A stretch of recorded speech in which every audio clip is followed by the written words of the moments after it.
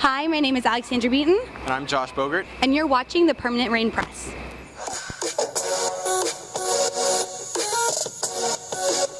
We're here today, CFL Family Day. Obviously, you're such a big part of the Family Channel family. What's it like to come out to these events? It's always so fun to come out to these events, not just because I'm here with Family Channel, we get to do fun things, but also as a chance to interact with people I consider my fans and who watch my show and everything like that. It's nice to put basically faces to the people who like your stuff on Instagram. It's really awesome because we get to connect with fans on social media a lot, which is fantastic, online and everything, but it's really nice to get to actually meet the fans in person and speak to them and see their faces, and I think that's really important to have that one-on-one connection. It's amazing. To talk about that show, the question, of course, on everyone's mind is there going to be a season 7 of The Next Step? I don't know. I know, but I can't let you guys know. But the second I do know, I'll announce it. It was worth a try. I know. There's obviously a lot on the line, given how season 6 ended with The Next Step winning regionals, Emily looking towards being a studio owner. Yep. If season 7 does go ahead, what are you hoping to see from your character in the show? What I'm hoping to see from Emily is kind of, for lack of better words, taking the next step. Yeah. I'd love to see her actually go forward and own the studio. I'd love to give her kind of a new reign of studio head. She's been dance captain. She left, she came back, she realized the next step was the place she wanted to be, and I'd love to see her kind of consolidate that. Great. And both you and Victoria, who plays Michelle, have been on the show since season 1. You've been on this journey together, being brought back as regulars. What's it been like going on this journey with her, especially with when you started as kind of dance rivals and now kind of partners? I think it's funny. Victoria and I have always been really close, and now I would consider us best friends. We text all the time. We see each other. We both live in LA. For she lives there for the full year. I live there half the year. We always hang out together. So it's kind of funny because on the show we still kind of butt heads, but in real life we don't. And just the friendships you've made on the show. I know you guys hopefully get together around once a year. Yeah, we definitely always do something around Christmas time, and then sometimes we do stuff in the summer, but I think everybody sees everybody from the show, just not kind of all together. And when you do get together, do you do a lot of reminiscing? Yes and no. I think everybody has so much going on that it's just nice to catch up. And then obviously we laugh at what we looked like in season 1 and some of the funnier storylines, especially if you dated somebody on the actual show. Then it's funny to think about that because you're just friends. There's been quite a bit of... Yeah, there's been a few couples on The Next Step.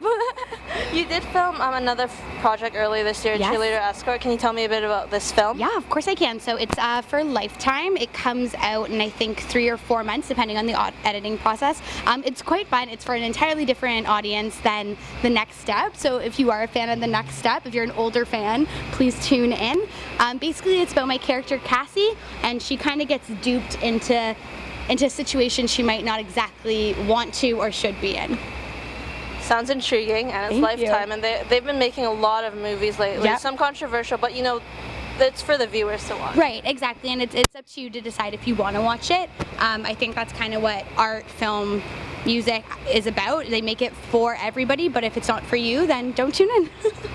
And if it's for you, tune in. And if it's for you, please tune in. How's it going today? Good, how are you? I'm doing good, thank you. So you've had a busy year. A lot of you released a few different original songs. Yes, that's right. But now you are officially one half of Digital Brohood with your brother John. Yes. Tell me a bit about how this came about. Yeah, so Digital Brotherhood was an idea that we had about a year ago, because my brother and I have always kind of worked with each other, but not officially.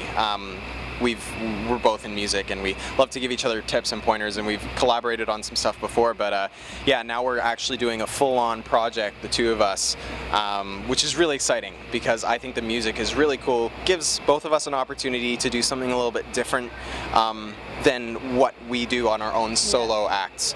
So it's a little bit of a different sound, new idea, and yeah, I'm really excited about the whole culture and branding around it too, because it's going to be about inclusivity and family and friendship, which I think are so important these days with all the stuff that's going on. So So yeah, I'm really excited for that project. And you did kind of test it out. You had your debut performance in April. That's right. Out in Toronto, not Vancouver. No, unfortunately. Yes, that was an amazing show. I've done that show a couple years in a row now on my own, but it was really great to have my brother with me. What's nice is he's amazing DJ, great on the deck, so it kind of frees me up to be with the crowd and just sing and have fun. Yeah, it was a really good performance, went super well, and yeah, couldn't have asked for a better debut. When can we expect like an official release from you two? So you had a great kind of track. You said it was unreleased in that recap video. Yeah, so that recap video. So that's one of the tracks on the album. The album is done. The EP's finished. We're just waiting to see. We're pitching it around, trying to see. We don't have an official release date yet, but we're hoping very soon. So I'm really psyched about that. Hopefully it comes with a Vancouver show as well. Yes, hopefully. We're thinking about a release party, so we'll see what happens. So we're going to talk a bit about Backstage, where you started as Miles for 2 seasons. Unfortunately, not coming back for season 3. But we're going to talk a bit about what happened. So spoiler alert for those who haven't seen season 2 yet. Were you happy with Miles' journey and how the show ended? I was. Yeah, I am. I think the character arc was really, tied up really nicely in season 2. Final scene coming full circle. I don't want to spoil too much for people that haven't seen it yet, but I am really happy with. I think Miles went on a good journey and learned a lot by the end of season 2. So there's a song in particular. I won't say exactly what happened, but Everywhere Was You, emotional performance. I think it was a beautiful tribute to the relationship between your character and someone who shall remain unnamed, but most of you will know who that is. Yeah. What were the emotions like when filming that performance? I mean, it was a great song. I mean, I remember getting the demo and thinking, yeah, this is a great way to kind of end off the season for sure. And I mean, it was also kind of, I think, wrapping up the season, we all kind of knew that this could be, I mean, we didn't know for sure yet, but it could be kind of the last song for us. So yeah, I mean, the friendship between the whole cast was amazing through those 2 seasons. So it was definitely like a nice way to, say goodbye to that. I mean, obviously we're still getting together and we're all good friends, but yeah, not filming together anymore. Did you see some of them when you were back east? I did, yeah. Every time I travel to Toronto, I get together with at least some of the co-actors from Backstage, just because I went through such an amazing experience with them that I think that's going to be a lifelong friendship for sure. Amazing. And Aviva just released a new single as well. Yes, yeah, I saw that. Absolutely, under her new title, Karis. It was really cool. I think that's like really cool direction for her. I can tell she's like really stoked about it.